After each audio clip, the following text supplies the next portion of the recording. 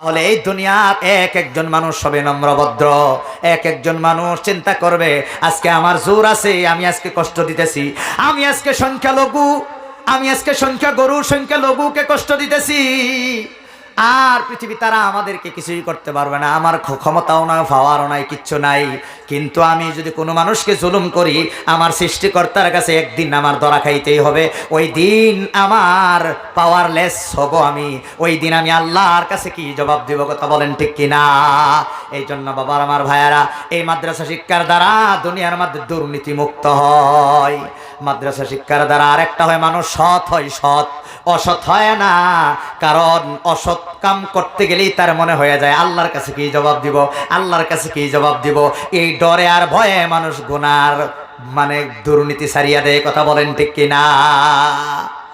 আমার বাবার আমার ভাইয়েরা, এই মাদ্রাসা শিক্ষার দ্বারা মরণকালে একটা ফায়দা হয়। কি ফায়দা হয়? ইমান নিয়ে কবরে ঢোকা যায়।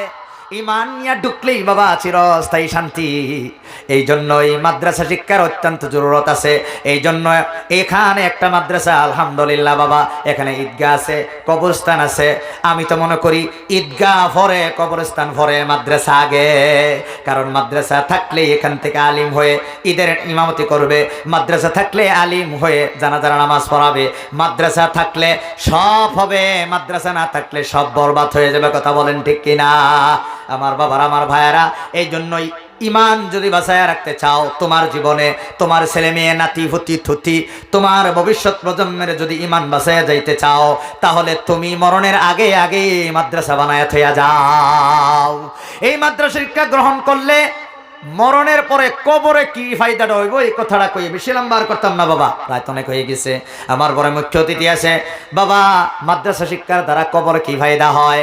একদিন আল্লামা ফখরুদ্দীন রাজি রহমাতুল্লাহি তাআলা আলাইহি ওনার বিখ্যাত তফসির গ্রন্থ তফসিরে কবিরের মধ্যে ঘটনা উল্লেখ করেছেন যে মুসা আলাইহিস সালাম একদিন এক কবরস্থানের পাশ দিয়া যাইতেছে, দেখে একটা যুবকের আযাব হইতেছে, আযাব। ওনাদের চোখে, নবীগণের চোখে আল্লাহ তাআলা পাওয়ার দেয়। আমার নবীকেও, বিশ্ব নবীকেও আল্লাহ চোখের মধ্যে অনেক পাওয়ার দিয়েছিল।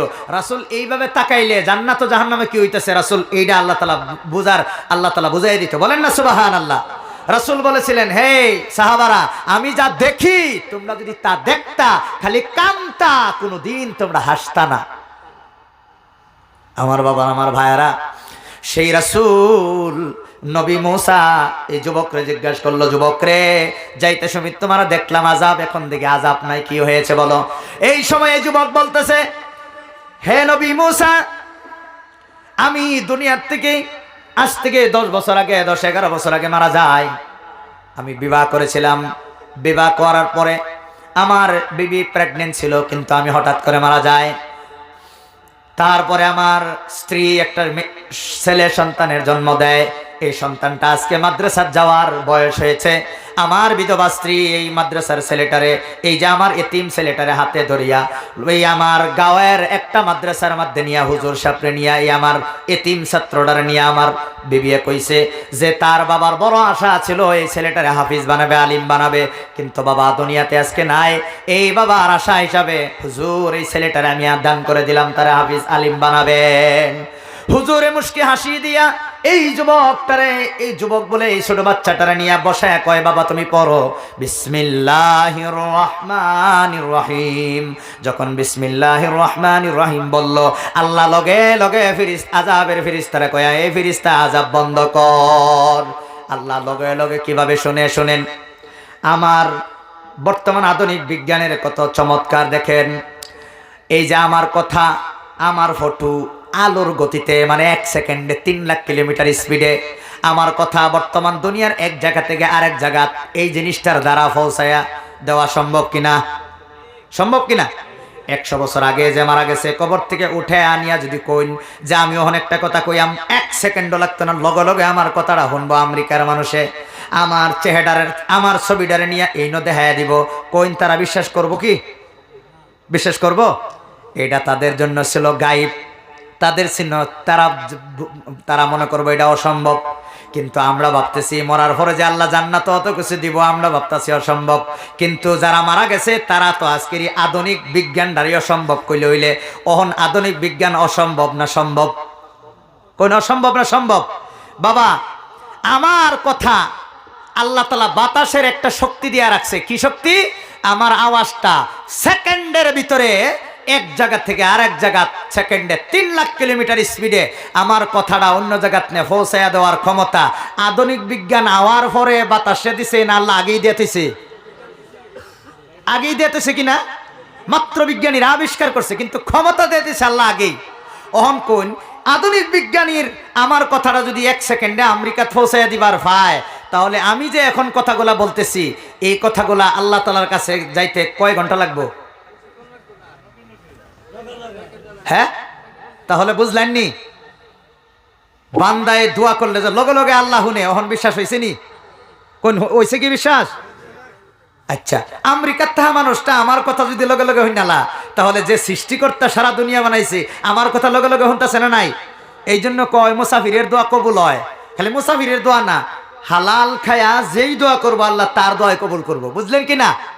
আমার বাবার আমার ভাইয়ের, আমি বলতেছিলাম মুসা আলাইহিস সালাম আল্লাহ তাআলা এই যে ছেলেটা যখন বিসমিল্লাহির রহমানির রহিম কইল, লগে লগে নেনু সেকেন্ড লাগছে না, আল্লাহ লগে লগে ফেরেশতারে কইছে এই আযাব বন্ধ কর।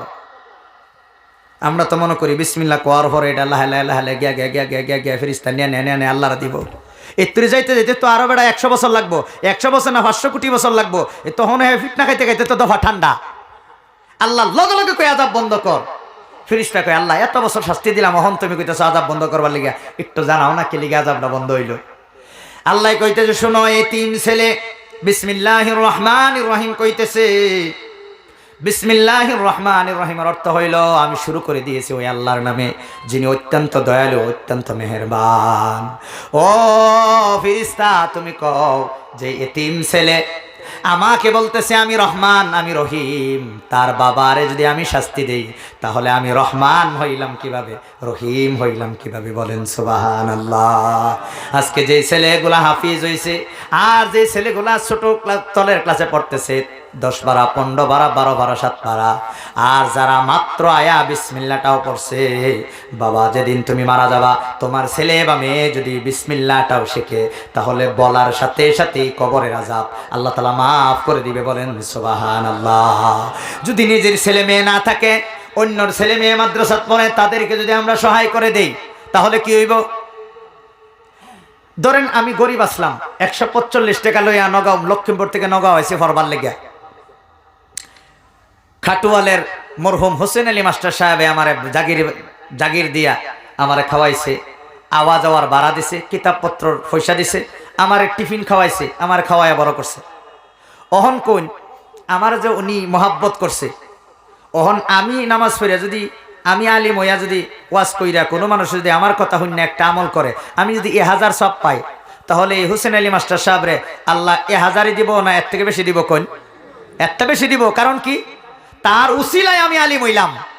কারণ আমি আলিম হইয়া যদি উনি যদি আমার সহায় না করতো তাহলে আমি আলিম হইলাম না। হইলে এই জন্য রাসূল কয় কিয়ামতের দিন একজন আলিম রে 1 গ্লাস পানিও যদি কেউ খাওয়ায়, আমার আল্লাহ এই আলিমের দ্বারাই সুপারিশ করায়া জাহান্নাম অর্ডার প্রাপ্ত জাহান্নামে আল্লাহ তাআলা কইছে তুই জাহান্নামে যা, এই মানুষটার আমল নামাজ যদি একদিন একজন আলিম রে 1 গ্লাস পানি খাওয়ানোর রেকর্ড থাকে, এই আলিমে তারে সুপারিশ করে এই জাহান্নামী মানুষটারা জান্নাতে ঢুকাই দিবে। বলেন না সুবহানাল্লাহ। এই জন্য বাবা আমার ভাইয়ারা, রাসূল এক হাদিসের মধ্যে বলেছেন যে তোমরা প্রতি মহল্লায় মহল্লায় মসজিদ বানাও, সুন্দর করো, ডেকোরেশন করো। কেন? কারণ একটা মহল্লাতে একটা মসজিদ থাকলে এক গরিবের থেকে গরিব মানুষটাও সারা জীবনে 10টি হইলো দান করবো না নাই কোনো না কোনো দিন। আর আল্লাহ 10টি আর উসিল্লা করেই নবীর এই উম্মতরে আল্লাহ তাআলা জান্নাতে দিবে। বলেন না সুবহানাল্লাহ। ঠিক তদ্রুপভাবে একটা অঞ্চলে যদি একটা মাদ্রাসা থাকে, তাহলে কোন 1 গ্লাস পানি খাওয়াইলেই যদি মানুষটা জাহান্নাম থেকে জান্নাতে যাওয়া যায়, তাহলে এই মাদ্রাসা থাকার কারণে কোনো না কোনো দিন অন্তর গল্লা 10টা হইলেও একটা মানুষের দান করবো না নাই।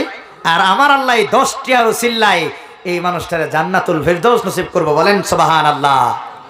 দেখবেন হুজুরে 10টি দান করলেও হুজুরে মুশকি হাসি দেয়। আসে কোন কারণে জানেন কি? কোন কারণে আসে?